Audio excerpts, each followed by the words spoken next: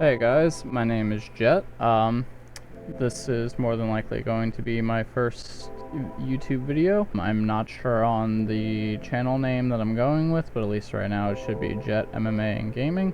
And this video is going to be my UFC 306 predictions. Not really much else to say about it. Let's just hop right into it, I guess. Starting with Irene versus Norma. I don't really know much about these guys. If I'm going to be frank, I don't particularly care much about women's MMA, which I'm going to contradict myself later, but for now, I'm going to go off of MMA math and pick Norma Dumont just from KD, but if people want to come back and murder me or something for my pick being wrong, I would hope not, but I know how the community is.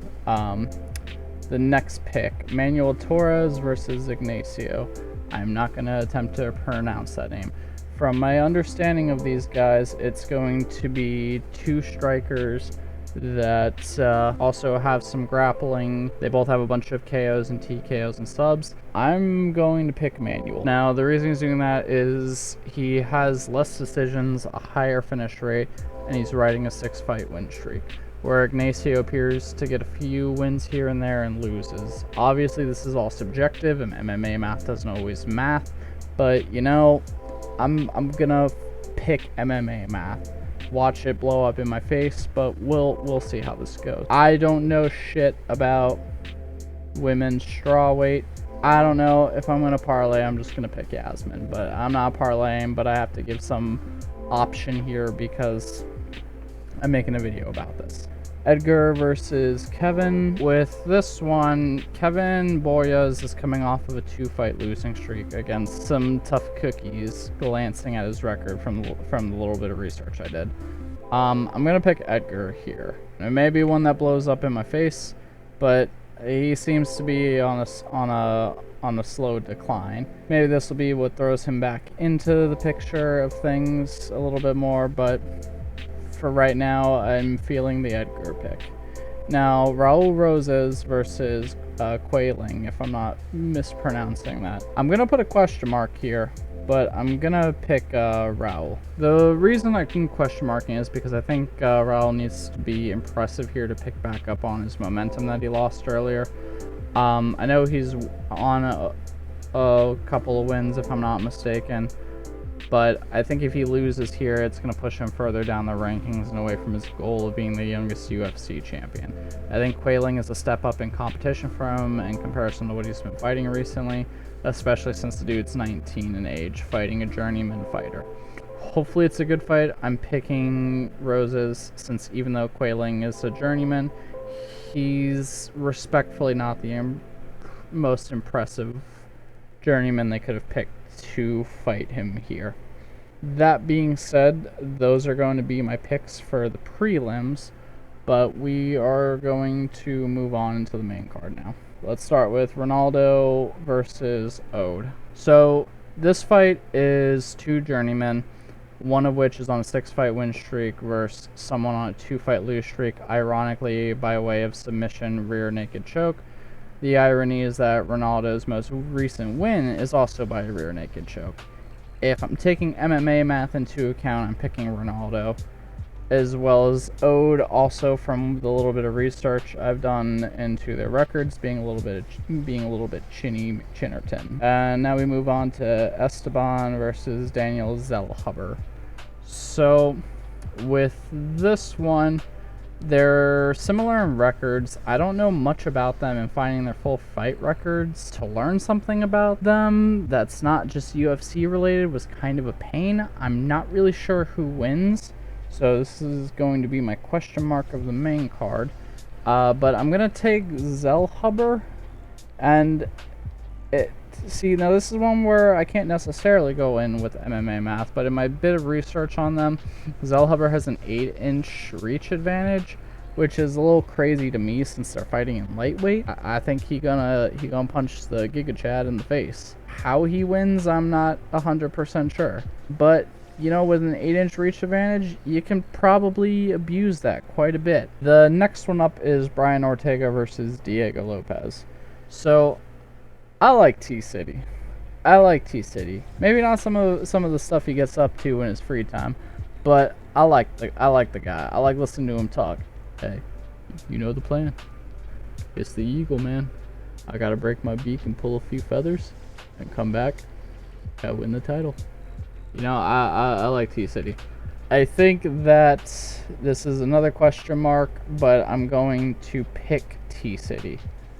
And it's not just because I'm a fan. I think Brian Ortega is a survivor. I think a lot of what Brian Ortega does is he gets fucked up in the first couple of rounds. He usually finds like a submission or some way of like surviving. So I'm thinking Brian Ortega is either gonna win by fucking submission out the asshole, or he's going to get a decision. Diego's a good prospect. I know there's a lot of Diego hype going on. I am even a part of that Diego hype because I think that Brian Ortega is going to get finished in round 1 or 2. That's why there's the question mark there. And if he doesn't get finished in round 1 or 2, I think that Brian Ortega is going to win the fight. Just based off of some of his performances in the past. Diego has knockout power. Diego's a tough cookie. Not selling Diego short at all. It's just, I don't like to count T-City out. T-City is a city for a reason, man. You just cannot count out Brian Ortega, because I think that if I was going to bet, I would bet on Brian Ortega, but, you know, that would be the time Brian Ortega would lose. I'm not 100% sure, but that's just what I'm trusting. Now, Alexa Grasso versus Valentina Shevchenko. 2 fun fighters to see, pound for pound. Gonna be 100%. I'm gonna let biasm speak. I am a Shevchenko fan. I'm rooting for Shevchenko. There's gonna be a couple of people where I just occasionally pick them for the simple fact that I'm a fan, regardless of stats. I am a poetard. You can ask my editor for this video. I say Chama. My fiance hears me say Chama all the fucking time. I'm annoying with it. I like Alex Pereira. I pick Yuri Prohaska both times they fought, for no other reason than I was a Yuri fan, and I like saying some of the crazy shit he says and talking about his crazy fucking knockouts and TKOs. I like Yuri. This isn't Yuri though, this is Shevchenko. I like Shevchenko.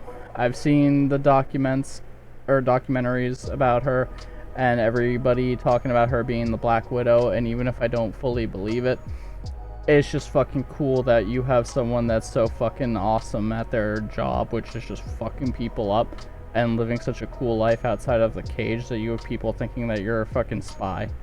I like Valentina Shevchenko, no disrespect to Alexa Grasso. I'm just gonna be going into this card rooting for Valentina Shevchenko. And now for the main event. Sean O'Malley versus Merab. I'm picking Sean. And this isn't even because I'm a fan of Sean. This is just, I don't think it's going to be as close as people think it's going to be. I think Merab's either just going to wrestle fuck Sean his way to victory, which is what I had this here for, specifically to type it out. So, Sean has KO power.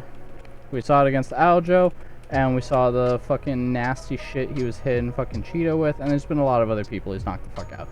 I know he didn't knock Cheeto out, but man, like, he had to have knocked out Cheeto's soul at the... Sean has, like, it's a 60 to 70% takedown defense ratio. That's pretty good. If he can just deny Merab, meaning if he denies Merab wrestling takedown and controls the reach, Merab is gonna get respectfully cooked in the striking. I don't know why I'm saying it and typing it, but I just wanted to put that there. However, what I will say is, regardless of how you feel about Henry Cejudo, he ragdolled an Olympic gold medalist in wrestling. That's impressive. I understand Cejudo's out of his prime now. I understand that Cejudo's like a foot smaller than like everybody in the division, and I understand that like it wasn't as dominant as a performance everybody thought that Merab could have put on against Cejudo. However, he out-wrestled an Olympic gold medalist in wrestling. That would be like if Brock Lesnar fucking out-wrestled Stipe Miocic or fucking Daniel Cormier. That's fucking crazy that it happened. I'm not selling Merab short here at all. I just think with Sean's takedown defense, and Sean's no slouch in the grappling or wrestling neither, as well as his striking, I don't really think Merab stands much of a chance here. I think Sean wins by, like, decision or knockout TKO. Sean's an elite striker. He's fucking tall, lean, lanky, and fucking hits fast as fucking hard as fuck. We saw the clinic that he put on against Cheeto with the striking, and I understand that they're different. I know that Cheeto is a fluky McFlukerton, respectfully, and Merab's a pretty tough fucking Georgian, but I don't see Merab keeping up with Sean here. I think he's gonna try to go in and wrestle fuck Sean into the ground, and Sean's just gonna keep denying it, jab, jab, jab, keep him the fuck away, and just piece him up until he either gets a decision or until he gets a TKO KO stoppage. But yeah, those are my picks for UFC 306. Just a reminder that I am recording this a full week before the card comes out, so I do not know if the fight is going to get canceled. I don't know what is going to happen in the meantime between now and then. I don't know if the card's going to change, but for now, as the card stands, this is my prediction. If any fight changes, if I do a recap of my predictions to see what I got right fully, I guess I'll cover those fights instead and explain who I had. But for now, this is what it's looking like. I probably won't do this format with the notepad again, but we'll see. We are relatively new to this. We're gonna experiment around a little bit and find our groove with it. But I just wanted to get something out there, and I wanted to talk. I wanted to say things about fighters, and fighters I like especially, and just put the energy out there. Hopefully Sean doesn't lose to Merab.